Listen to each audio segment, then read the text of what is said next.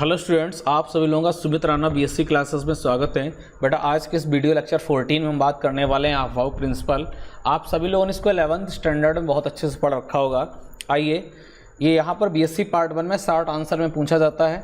तो अफवाह प्रिंसिपल क्या होता है? सबसे पहले अफवाह वर्ड आपको मालूम होना चाहिए। क्लियर? ये किसी साइंटिस्ट का नेम नहीं है, सभी लोग जानते हैं, फिर भी एक बार मैं इसको रिकॉल करा देता हूँ आप लोगों को। अफवाह जो है वो एक जर्मन लैंग्वेज का वर्ड है, यानी एक जर्मन वर्ड होता है। अफवाह एक जर्मन वर्ड है जिसका मीनिंग होता है बिल्डिंग अप। ध्यान रखना, जब किसी चीज़ का हम निर्माण करते हैं, किसी चीज़ को बनाते हैं, क्लियर, तो उसके लिए जो वर्ड यूज होता है वो अफवाह। तो अफवाह एक जर्मन वर्ड है जिसका अर्थ होता है बिल्डअप, मीन्स किसी चीज़ का निर्माण करना अर्थात रचना करना। ये तो हो गया अफवाह का अर्थ, अफवाह का मीनिंग। अब बात आती है कि यहाँ पर किसकी बिल्डिंग करना, किसको बिल्डअप करना। तो यहाँ पर हम कोई बिल्डिंग मकान नहीं बनाएंगे। यहाँ पर क्या होगा कि जो आपके एटम के अंदर जो अरेंजमेंट होता है सेल्स का, ये एटम है और इस एटम के अंदर न्यूक्लियस और न्यूक्लियस के चारों ओर बहुत सारे आपके सेल होते हैं जिनको आप लोग एनर्जी लेवल्स कहते हैं। इन एनर्जी लेवल्स में हम लोगों को क्या करना है? इलेक्ट्रॉन्स को भरना है। इन्हीं इलेक्ट्रॉन्स को भरने का जो मीनिंग है, इसको बोलते हैं बिल्डिंग अप। तो बिल्डिंग अप का अर्थ है निर्माण करना। किसका निर्माण करना? एटम के अंदर इलेक्ट्रॉनों को भर के, इलेक्ट्रॉनों को भरेंगे और इलेक्ट्रॉन का भरना ही यहाँ पर क्या कहलाएगा? Building up. समझ में आ रहा है ना? लिखा है कि एलिमेंट्स के इलेक्ट्रॉनिक कॉन्फ़िगरेशन बनाने का नियम अफवाह रूल कहलाता है। ध्यान रखना, यहाँ पर अफवाह रूल का या अफवाह प्रिंसिपल का सीधे अगर एक लाइन में आंसर बोलें तो अफवाह का अर्थ है सीधे इलेक्ट्रॉनिक कॉन्फ़िगरेशन बनाने का नियम। एलिमेंट के इलेक्ट्रॉनिक कॉन्फ़िगरेशन बनाने का नियम अफवाह रूल कहलाता है। यानी कहने का अर्थ हुआ है कि एलिमेंट एटम के अंदर इलेक्ट्रॉन्स को भरना ही अफवाह रूल कहलाता है। क्लियर? अब एग्जाम में इसको किस तरीके से लिखेंगे? तो अफवाह का क्या स्टेटमेंट है? करा एटम्स के सब सेल में, पहले भी मैंने बताया ये सीक्वेंस हर एक बच्चे को मालूम होना चाहिए कि सेल के अंदर सब सेल होती है। क्लियर? और सब सेल के अंदर आपकी ऑर्बिटल होती है और ऑर्बिटल के अंदर इलेक्ट्रॉन होते हैं। क्लियर? ये सीक्वेंस सब हर एक बच्चे को मालूम होना चाहिए कि जो सेल होता है यही हमारा प्रिंसिपल एनर्जी लेवल या मेन एनर्जी लेवल कहलाता है। इस एनर्जी लेवल के अंदर छोटे छोटे एनर्जी लेवल और होते हैं जिनको सब सेल, इनको उपकोष कहते हैं और सेल को कोष कहते हैं। और इन्हीं सब सेल के अंदर छोटे छोटे एनर्जी लेवल होते हैं जिनको ऑर्बिटल कहते हैं और इन्हीं ऑर्बिटल्स में इलेक्ट्रॉन होते हैं। यहाँ तक क्लियर हो गया? तो कह रहा एटम्स के सब सेल में इलेक्ट्रॉन्स एनर्जी के इंक्रीजिंग ऑर्डर में भरे जाते हैं। अफवाह रूल का कहना है कि जब कभी आप एटम्स के अंदर आपको क्या मिलने वाले हैं? सेल्स। क्लियर? तो इलेक्ट्रॉन सेल में थोड़ी ना होता है, इलेक्ट्रॉन सब सेल में भी नहीं होता है, इलेक्ट्रॉन ऑर्बिटल में होता है। क्लियर? तो यहाँ पर आप सब सेल वर्ड यूज करो या इसी के साथ आप ऑर्बिटल का भी यूज कर सकते हैं। तो किसी एटम्स के सब सेल ऑर्बिटल में इलेक्ट्रॉन्स एनर्जी के इंक्रीजिंग ऑर्डर में भरे जाते हैं। तो कोई भी अगर आपसे सामने वाला पूछता है कि अफवाह रूल का क्या कहना है, तो अफवाह का कहना यह है कि जब कभी आप एटम में इलेक्ट्रॉनों को भरें तो एनर्जी का इंक्रीजिंग ऑर्डर जरूर फॉलो कर लेना। इंक्रीजिंग ऑर्डर का अर्थ है ऊर्जा का बढ़ता क्रम। कहने का अर्थ है कि जिस ऑर्बिटल की एनर्जी कम होगी इलेक्ट्रॉन पहले उसमें इंटर करेगा और जिसकी एनर्जी ज़्यादा होगी, अधिक होगी, इलेक्ट्रॉन लास्ट में उसमें इंटर करेगा। तो जो लोअर एनर्जी की ऑर्बिटल्स या सबसेल हैं, इलेक्ट्रॉन पहले उनमें जाएगा, उसके बाद फिर कहाँ भरा जाएगा? आपका हायर एनर्जी लेवल में। क्लियर? इसको इंग्लिश में इस तरीके से लिखा जाता है कि electron entered in subcells of the atom in increasing order of their energy. कहने का अर्थ यह है कि जब कभी एटम की सबसेल में इलेक्ट्रॉन्स को भरो तो आप हमेशा उनकी एनर्जी के इंक्रीजिंग ऑर्डर में ही भरना। कहने का अर्थ है कि सबसे पहले उन ऑर्बिटल्स में इलेक्ट्रॉन जाएगा, उन ऑर्बिटल्स में इलेक्ट्रॉनों को भरोगे, उन ऑर्बिटल्स में इलेक्ट्रॉन पहले भरे जाएंगे जिन ऑर्बिटल्स की एनर्जी कम होगी। हमें कैसे पता चलेगा कि किसकी एनर्जी कम है, किसकी एनर्जी ज़्यादा है? इसके लिए हम आपको आगे रूल बताने वाले हैं। फिलहाल में आप अफवाह को भी समझें कि जब कभी इलेक्ट्रॉन्स को भरेंगे तो पहले आप लोअर एनर्जी में, उसके बाद आप हायर एनर्जी में। मैंने इसको एक दूसरे भाषा में भी लिखा, दूसरे शब्दों में भी लिखा है इसको, अथवा में लिखा है कि एटम्स की ग्राउंड स्टेट। ग्राउंड स्टेट का अर्थ क्या होता है, जैसे आपका जिंक है, क्लियर, ये आपका ग्राउंड स्टेट में यहाँ पे 30 आपके इलेक्ट्रॉन है, ये एटॉमिक नंबर आपका 30 है। अब इन इलेक्ट्रॉनों को हम क्या करेंगे, न्यूक्लियस के चारों ओर जो आपकी सेल्स हैं इनमें भरना। ग्राउंड स्टेट का अर्थ है कि ना तो इलेक्ट्रॉन जिंक से गए हैं ना ही जिंक पर आए। ग्राउंड स्टेट का अर्थ है जो उसकी ओरिजिनल अवस्था है, न्यूट्रल स्टेट, समझ में आ रहा है ना। तो कह रहा एटम्स की ग्राउंड स्टेट में ऑर्बिटल्स को उनकी एनर्जी के इंक्रीजिंग ऑर्डर में फिल किया जाता है। यानी कहने का अर्थ हुआ है कि जब कभी एटम्स की ग्राउंड स्टेट, यानी एटम्स के अंदर बेटा कौन मिलने वाली हैं, ऑर्बिटल्स मिलने वाली हैं, और इन ऑर्बिटल्स में जब कभी आप इलेक्ट्रॉन्स को भरोगे तो एनर्जी के इंक्रीजिंग ऑर्डर में ही भरना है। अर्थात पहले इलेक्ट्रॉन लोअर एनर्जी में जाएगा, लोअर एनर्जी वाले ऑर्बिटल्स में फिल किए जाते हैं, उसके बाद इलेक्ट्रॉन्स हायर एनर्जी वाले ऑर्बिटल्स में फिल किए जाते हैं। तो ध्यान रखना, अफवाह रूल का कहना क्या है कि जब कभी आप इलेक्ट्रॉन्स को फिलअप करें, जब कभी एटम्स के अंदर जो ऑर्बिटल्स हैं उनमें इलेक्ट्रॉन को भरेंगे तो पहले आप कम ऊर्जा वाले ऑर्बिटल्स में भरेंगे। जब वो ऑर्बिटल्स पूरी तरीके से भर जाएंगे उसके बाद फिर आप हायर एनर्जी वाली ऑर्बिटल्स को भरेंगे। क्लियर, उम्मीद है स्टेटमेंट समझ में आया होगा। आगे देखिए, यहां पर हमने क्या किया है, आप सभी लोगों को बताना चाहेंगे कि ये जो एटम होता है बेटा, इस एटम के अंदर बेटा क्या होते हैं, डिफरेंट एनर्जी लेवल्स। इन एटम्स के अंदर बेटा क्या होते हैं, डिफरेंट एनर्जी लेवल्स होते हैं। इन्हीं डिफरेंट एनर्जी लेवल्स को बेटा क्या कहा जाता है, इनको सेल्स कहा जाता है। इन्हीं को आप मैन एनर्जी लेवल भी कहेंगे। कहानी समझ में आई। और ये जो डिफरेंट एनर्जी लेवल्स हैं इनको हम लोग KLMN इंग्लिश लेटर से, या इनको सिंपल आप क्या करेंगे, नंबर से रिप्रेजेंट करेंगे, 1 2 3 4 5। क्लियर। ये जो एटम है, इन एटम्स के अंदर ये डिफरेंट एनर्जी लेवल्स मिलने वाले हैं, और इन एनर्जी लेवल्स के अंदर आपको सब एनर्जी लेवल्स मिलेंगे, छोटे छोटे एनर्जी लेवल्स, सब एनर्जी लेवल्स। इन्हीं को हम लोग क्या कहते हैं बेटा, सब सेल्स कहते हैं, जिनको हिंदी में उपकोष कहते हैं। और इन्हीं सब सेल के अंदर आपको क्या मिलने वाले हैं बेटा, ऑर्बिटल्स मिलने वाले हैं। और इन ऑर्बिटल्स के अंदर ये सीक्वेंस आपको मॉडर्न एटॉमिक मॉडल में पढ़ाया गया था। क्लियर, कहानी समझ में आ रही ना, कि एटम्स के अंदर डिफरेंट एनर्जी लेवल्स हैं, और उन एनर्जी लेवल्स के अंदर आपके छोटे छोटे एनर्जी लेवल हैं जिनको सबसेल कहते हैं। ये बेटा 4 प्रकार के होते हैं, SPDF। और इन्हीं सबसेल के अंदर आपकी बेटा क्या होती है, ऑर्बिटल्स होती हैं। यहां तक क्लियर हो गया। जैसे अगर आपसे कहा जाए कि ये न्यूक्लियस है, ये न्यूक्लियस है, ये आपका पहला सेल, ये आपका दूसरा सेल, ये आपका तीसरा सेल, और ये आपका चौथा सेल। मैं ये सेल आपके बना रहे हैं, KLMN। देखिए ध्यान से, KLMN, ये पहला सेल है, ये दूसरा सेल है, ये तीसरा सेल है, और ये चौथा सेल है। क्लियर। इनको बेटा हम लोग क्या कहेंगे, सेल या मैन एनर्जी लेवल्स। कहानी समझ में आई। इन्हीं को हम लोग ऑर्बिट भी कहते हैं। ओके। अब आपको क्या मैंने बताया कि सेल के अंदर बेटा, सेल के अंदर क्या होते हैं बेटा, सब सेल होते हैं। तो अगर आपको ये जानना हो कि जो पहला हमारा सेल है इसके अंदर कितने सब सेल होंगे, कितने सब सेल होंगे, तो इसके लिए बड़ा इजी तरीका है, सेल का सीरियल नंबर देखो, यहाँ 1 है तो बेटा इसके अंदर 1 सब सेल होगा। और सब सेल होते हैं बेटा 4 प्रकार के, SPDF 4 होते हैं आपके। तो यहाँ पर आपका हो जाएगा ये 1S। क्लियर है, सब सेल है बेटा, ये सब सेल है। यहाँ पर जो दूसरा आपका एनर्जी लेवल है, दूसरा आपका सेल है, इसके अंदर 2 सब सेल होंगे बेटा, 2S और 2P। इसके बाद जो तीसरा आपका सेल है इसके अंदर 3 सब सेल होंगे, 3S 3P 3D। इसके बाद जो चौथा सेल होगा इसके अंदर 4 सब सेल होंगे, 4S 4P 4D 4F। कहानी समझ में आई। तो सेल के अंदर बेटा सब सेल, और सब सेल के अंदर बेटा कौन मिलने वाली है आपको, ऑर्बिटल। तो जैसे आपका S सब सेल है बेटा, इसके अंदर 1 S ऑर्बिटल होगी। क्लियर। ऐसे यहां पर दूसरा जो सेल है आपका L, इसके अंदर 2 सब सेल है, S और P। तो S सब सेल है, इसके अंदर 1 S ऑर्बिटल, और बेटा ये P सब सेल है, इसके अंदर 3 P ऑर्बिटल। क्लियर। ऐसे ही यहां पर S, इसके अंदर 1 होगा, P के अंदर आपकी 3, और D के अंदर बेटा 5, 3 4 5, इस तरीके से ऐसे चलेगा। ऐसे यहां पर 1, P के अंदर 1 2 3, D के अंदर 1 2 3 4 5, और F के अंदर 1 2 3 4 5 6 7। क्लियर?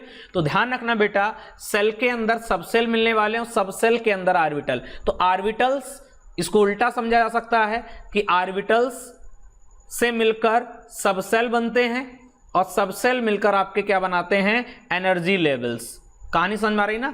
तो कैसे भी समझो कि सेल के अंदर सब सेल होते हैं, सब सेल के अंदर ऑर्बिटल, या ऐसे समझो कि ऑर्बिटल्स मिलकर क्या बनाते हैं, सब सेल, और सब सेल मिलकर आपका क्या बनाते हैं, सेल। क्योंकि इसी में सबसे ज्यादा कंफ्यूजन होता है। क्लियर? क्योंकि ये कॉन्सेप्ट क्लियर नहीं हो पाता, ये कॉन्सेप्ट बहुत जरूरी है, क्योंकि आगे इलेक्ट्रॉनिक कॉन्फ़िगरेशन करेंगे उसमें ये बहुत हेल्प करने वाले हैं। यहां तक क्लियर हो गया? तो ओवरऑल आप वाउ पढ़ रहे थे, तो आप वाउ का क्या कहना है कि जब कभी एटम के अंदर जो ऑर्बिटल्स हैं उनके अंदर जब आप इलेक्ट्रॉन्स को भरोगे तो ऊर्जा के बढ़ते क्रम में ही इलेक्ट्रॉनों को भरना है, पहले लोअर एनर्जी में फिर हायर एनर्जी में। तो आप यहां पर देख सकते हैं कि ये जो न्यूक्लियस थी, ये पहला सेल, ये दूसरा सेल, ये तीसरा सेल और ये चौथा सेल, इसके अंदर सब सेल 1s, इसके अंदर 2s 2p, यहाँ 3s 3p 3d और यहाँ पर 4s 4p और 4d, ऐसे आगे भी चलेगा 4f। क्लियर?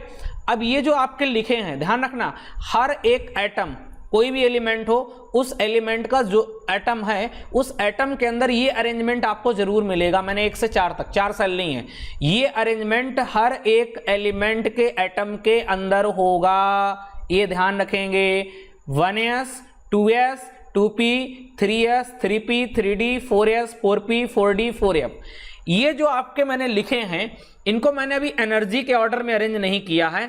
तो आप वाउ ने जो आपको ऊपर ये दिख रहे हैं, ये जो अरेंजमेंट दिख रहा है, ये एनर्जी के इंक्रीजिंग ऑर्डर में, ऊर्जा के बढ़ते क्रम में है। इनका क्या कहना है कि पहले किस में इलेक्ट्रॉन जाएगा, 1s में, जब 1s में 2 इलेक्ट्रॉन हो जाएंगे, फिर 2s में 2 इलेक्ट्रॉन भरे जाएंगे, जब 2s पूरा हो जाएगा फिर 2p में इलेक्ट्रॉन भरे जाएंगे। कब तक? जब तक p में 6 इलेक्ट्रॉन नहीं हो जाते।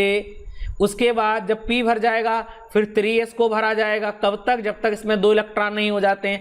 उसके बाद 3p में इलेक्ट्रॉन भरना स्टार्ट होगा, और कब तक भरे जाएंगे? जब तक इसमें 6 इलेक्ट्रॉन नहीं हो जाते हैं, क्योंकि आप जानते हैं इसमें अधिकतम 2, p में अधिकतम 6, d में अधिकतम 10 और f में अधिकतम 14 इलेक्ट्रॉन भरे जाते हैं। फिर इसके बाद s में इलेक्ट्रॉन भरना स्टार्ट होंगे। कब तक? जब तक 2 इलेक्ट्रॉन नहीं हो जाएंगे। इसी हिसाब से ये d में 10 हो जाएंगे, p में 6, s में 2। ये जो ऑर्डर आपको दिख रहा है, ये ऊर्जा का बढ़ता क्रम है।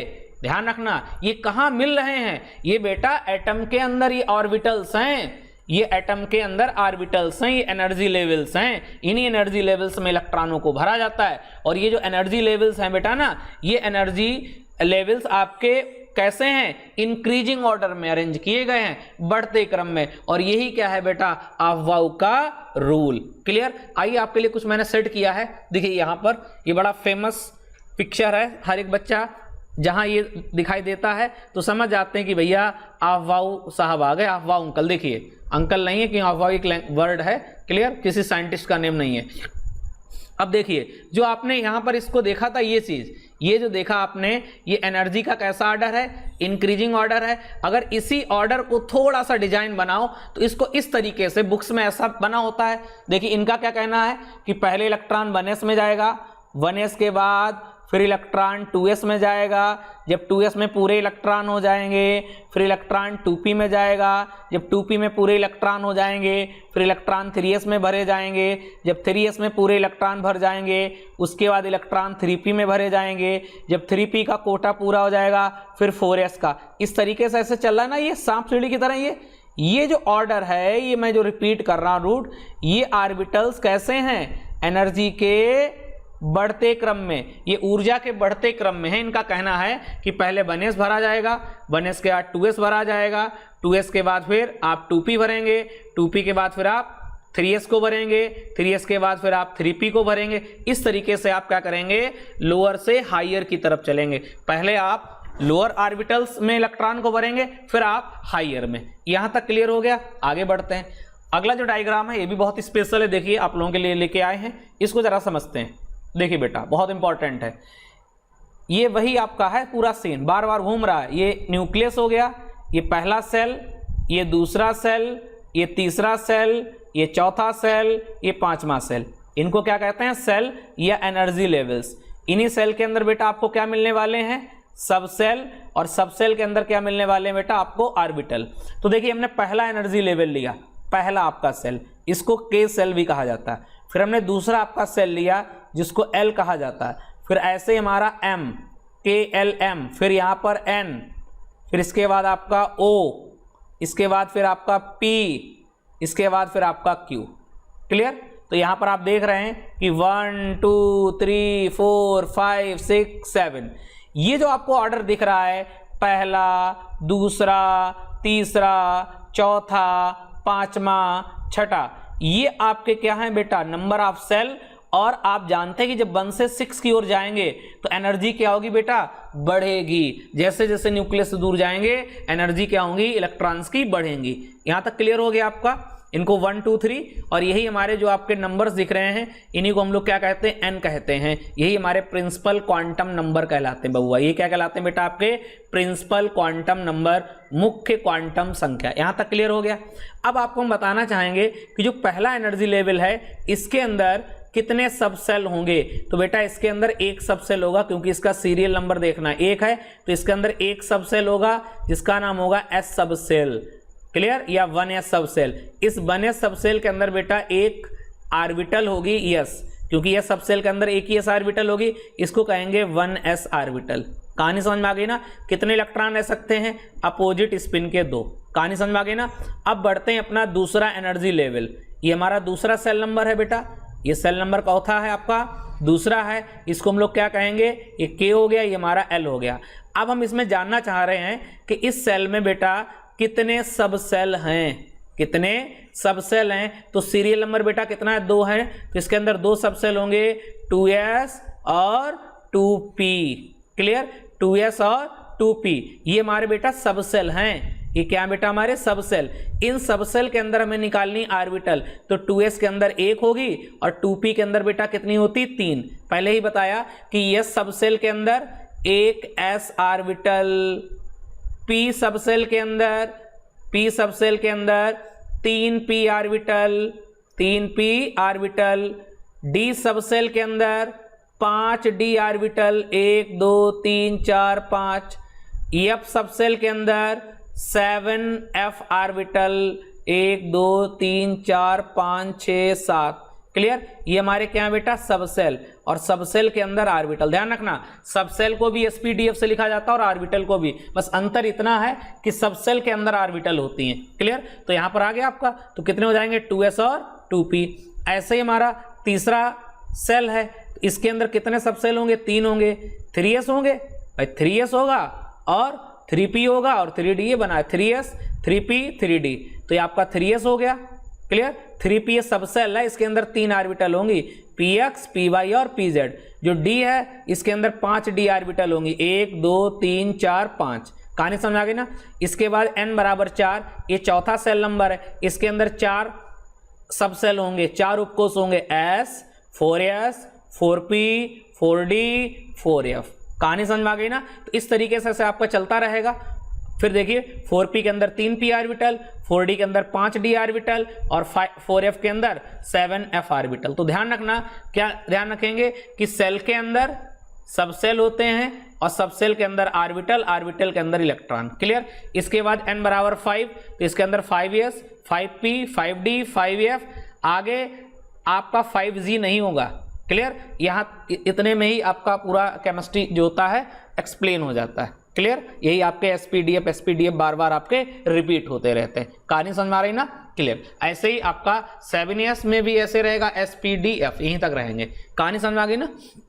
अब देखिए ये जो आपका पूरी जो बिल्डिंग बनी हुई है, गौर से देखोगे तो बेटा ये जो है ऊर्जा के बढ़ते क्रम में नहीं है, ये केवल आपका एक सीक्वेंस समझा दिया गया है कि सेल के अंदर सब सेल होते हैं, सेल के अंदर सब सेल होते हैं। ये ऊर्जा के बढ़ते क्रम में नहीं है, यहाँ लिखा है इंक्रीजिंग एनर्जी, ये ऑर्डर है, ये जो लिखा है ये बिल्कुल 100% है। ये ऊर्जा के बढ़ते क्रम में। क्यों, पहले 1s आएगा, 1s के बाद 2s आएगा, 2p आएगा, फिर आपका 3s आएगा, फिर आपका 3p आएगा और 3p के बाद 3d नहीं आएगा, कौन आएगा, 4s आएगा। क्यों आएगा 4s? क्योंकि 4s की एनर्जी कम है, 3d की ज्यादा है। आप वाव ने सीधे कहा है भैया कि जिसकी एनर्जी कम होगी इलेक्ट्रॉन पहले उसमें इंटर करेगा। तो 4s की एनर्जी कम होती है इसलिए इलेक्ट्रॉन पहले, तो इसलिए 4s लिया गया और बाद में आपको 3d लेना। तो ये वाला जो अरेंजमेंट है ये जो है ये ऊर्जा के बढ़ते क्रम में है। कहानी समझ में आ गई ना? चलिए आगे बढ़ते हैं। ये भी उसी तरीके से है, ये पहला सेल है, ये दूसरा सेल है, ये तीसरा है, ये चौथा, पांचवा, छठा। क्लियर? इन्हीं सेल के अंदर क्या है बेटा? ये सब सेल एक होगा, इसके अंदर 2 सब सेल होंगे, इसके अंदर 3 सब सेल होंगे। मुझे उम्मीद है आप लोगों को बड़ा एंजॉय आ रहा होगा, मिल रहा होगा, क्योंकि चीजें बहुत क्लियर होने वाली हैं। इसके अंदर आपके 2 मिलेंगे, इसके अंदर आपको 3 मिलेंगे और यहाँ पर n बराबर 4 है तो इसके अंदर बेटा आपके 4 होंगे। इसके बाद n बराबर 5, इसके अंदर आपको 5 नहीं, क्लियर, 4 ही होते हैं, 4 ही मुख्य होते हैं। 5वां इन्होंने बना दिया 5G, लेकिन इसकी नौबत ही नहीं पड़ती है, आपका ये 4 में ही आपका कंप्लीट हो जाता है। क्लियर? ऐसे ही आपका 6 में भी यही 1 2 3 4 रहेंगे। हालांकि इन्होंने ये बना दिया आपका G और फिर आगे हो सकता है S P D F G, फिर आगे H बना दें, लेकिन नहीं, ये आपके 4 में ही कंप्लीट हो जाएगा S P D F। कहानी समझ आ गई ना? तो उसी चीज का दोबारा यहाँ पर डायग्राम, ये तो सेम ही है। आगे देखिए, ये भी आपका एनर्जी ऑर्बिटल एनर्जी लेवल है ना, ये आपके पहले सेल, दूसरा, तीसरा, सारे डायग्राम एक जैसे ना इसमें बने। अब सारी चीजें समझ में आ रही होंगी कि यहाँ पर देखिए पहला एनर्जी लेवल है, इसके अंदर 1 सब सेल है, ये दूसरा एनर्जी लेवल है, इसके अंदर 2 सब सेल है। सब सेल क्या है बेटा? एनर्जी लेवल ही तो है। यहाँ पर 3, यहाँ पर आपका एनर्जी लेवल क्या है भाई? आपका यहाँ पर तीसरा सेल है ना एनर्जी लेवल, तो यहाँ पर एनर्जी लेवल का नंबर क्या? तीसरा है, लेकिन इसके अंदर छोटे छोटे एनर्जी लेवल कितने मिलने वाले हैं? 3 है, 3s 3p और आपका 3d। फिर ये क्या होंगे? धीरे धीरे ब्रेक होंगे। भाई आपको मालूम है कि सेल के बाद सब सेल के बाद फिर ऑर्बिटल। ये भी डायग्राम आप कर लेंगे, कोई दिक्कत नहीं। इसके बाद पीडीएफ तो मिल ही जाएगी आप लोगों को। देखिए उसी चीज को दोबारा फिर यहीं रिपीट कर दिया गया। 1s भरा जाएगा, 1s के बाद 2s, देखिए ऐसे चल रहा ना, ये ऐसे, ये ऐसे चल रहा। इसका तरीका क्या है? ये बार बार चित्रों के माध्यम समझाने का प्रयास यही है कि 1s भरा जाएगा, फिर 2s भरा जाएगा, 2s के बाद फिर ये 2p भरा जाएगा, 2p के बाद फिर 3s, फिर 3p। इस तरीके से ये एनर्जी के बढ़ते क्रम में इनको अरेंज किया गया। ओके, तो ओवरऑल आपवाव हमारे समझ में आ गया कि आपवाव का सीधे कहना है कि जब कभी आप इलेक्ट्रॉन्स को ऑर्बिटल में भरेंगे तो हमेशा ऊर्जा के बढ़ते क्रम में ही भरना। जिसकी ऊर्जा कम होगी उसमें इलेक्ट्रॉन पहले जाएगा, जिसकी ज़्यादा होगी इलेक्ट्रॉन उसमें बाद में इंटर करेगा। अब बात घूम फिर के वही आ जाती है कि इसके सर हमें कैसे पता चलेगा कि किसकी ऊर्जा कम है, किसकी ऊर्जा ज़्यादा है? तो इसके लिए यहाँ पर एक शॉर्ट आंसर भी है, बहुत फेमस है आपका N+L रूल। आइए इसको यहाँ पर कंप्लीट करते हैं, बहुत इंपॉर्टेंट है। लिखा है कि कैसे पता करेंगे कि किस सबसेल या ऑर्बिटल की एनर्जी लोएस्ट या हाईएस्ट होती है। क्लियर? आपके मन की बात हमने आपके सामने यहाँ पर रिप्रेजेंट की है कि हम कैसे पता करेंगे कि किसकी एनर्जी कम है, किसकी एनर्जी ज़्यादा है। तो इसके लिए आपको एक रूल की हेल्प लेनी पड़ेगी जिसका नाम है N+L rule. By the help of ये रूल जो किसने दिया था, इसका नाम था क्लेस्कोवास्की, ये साइंटिस्ट थे। क्लियर? इन्होंने ये रूल दिया था। इस रूल का क्या कहना है? ये आपको बताएगा कि किसकी एनर्जी कम है, किसकी एनर्जी ज़्यादा। आइए इसको कंप्लीट कर लेते हैं। तो ध्यान रखना, इसको N+L रूल बोला जाता है। तो कभी अगर आपसे कोई पूछे N+L रूल क्या होता है, समझ जाइए आप वाव वाला है। ओके, क्योंकि यही आपको सिखाने वाला है कि किसकी एनर्जी कम होगी, किसकी एनर्जी ज़्यादा होगी। तो इसके 2 रूल हैं। पहला रूल क्या है? First N+L rule. ये रूल क्या कहता है? इस रूल के अकॉर्डिंग इलेक्ट्रॉन पहले उस सबसेल या ऑर्बिटल में एंटर करते हैं जिसके लिए N+L का मान कम होता है। जैसे आपके सामने यहाँ पर एक डायरेक्ट हमने क्वेश्चन या एग्जाम्पल लिया है 1s और 2s। अगर आपसे पूछा जाए कि इलेक्ट्रॉन पहले किस में एंटर करेगा, क्लियर, तो आप क्या करेंगे? चेक कर लेंगे। यहाँ पर 1s है तो यहाँ पर बेटा n की वैल्यू 1 हो जाएगी। आप जानते हैं S P D F, clear, L S के लिए 0 होता है, P के लिए 1, D के लिए 2, F के लिए 3 होता है बेटा। ठीक है, तो यहाँ पर 1s है तो यहाँ पर L S के लिए L 0 हो जाएगा। तो इन दोनों को जोड़ो, N+L की वैल्यू कितनी हो जाएगी? 1+0, 1+0 कितना हो जाएगा? N+L, 1 ही तो आएगा ना निकल के, कितना आ जाएगा बेटा? 1। यहाँ पर 2s, तो बेटा यहाँ पर n की वैल्यू 2 है और s के लिए l कितना होता है? 0। इसका N+L निकालोगे तो 2+0 बेटा कितना आएगा? 2 ही तो आएगा। तो 1s के लिए N+L निकाला, 1 आया, और 2s के लिए N+2 निकाला तो कितना आया बेटा? आपका 2 आया। तो अब रूल क्या बताता है? रूल कहता है कि जिसके लिए n+l का मान कम होगा इलेक्ट्रॉन पहले उसमें एंटर करेगा। तो किसके लिए कम है बेटा n+l का मान? 1s के लिए कह रहा देयरफॉर अतः इलेक्ट्रॉन इंटर इन 1s ऑर्बिटल, अतः इलेक्ट्रॉन किस में इंटर करेगा? 1s में इंटर करेगा। रूल समझ में आया ना सभी लोगों के? कि n+l का पहला रूल है कि इलेक्ट्रॉन पहले उसमें इंटर करेगा जिसके लिए n+l का मान क्या होगा बेटा? कम होगा। तो 1s और 2s के लिए जब हमने n+l के मान निकाले तो 1s के लिए कम मिला, 2s के लिए ज्यादा मिला।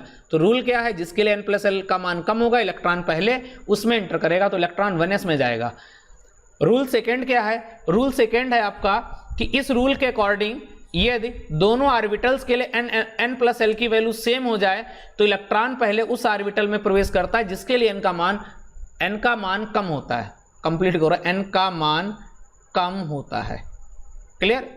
तो ध्यान रखना n+l का सेकेंड रूल क्या है? n+l का सेकेंड रूल यही है कि इलेक्ट्रॉन उस ऑर्बिटल में इंटर करेगा पहले अगर n+l का मान सेम हो जाएगा तो इलेक्ट्रॉन पहले उसमें प्रवेश करता है जिसके लिए n का मान कम होता है। देखिए जैसे आपके सामने एक 3D ऑर्बिटल और एक 4p ले ली गई। ऑर्बिटल बोलो या सबसेल बोल दो, सबसेल कहना ज़्यादा अच्छा रहेगा। तो यहाँ पर क्या है बेटा? यहाँ पर n की वैल्यू कितनी निकल के आई? 3।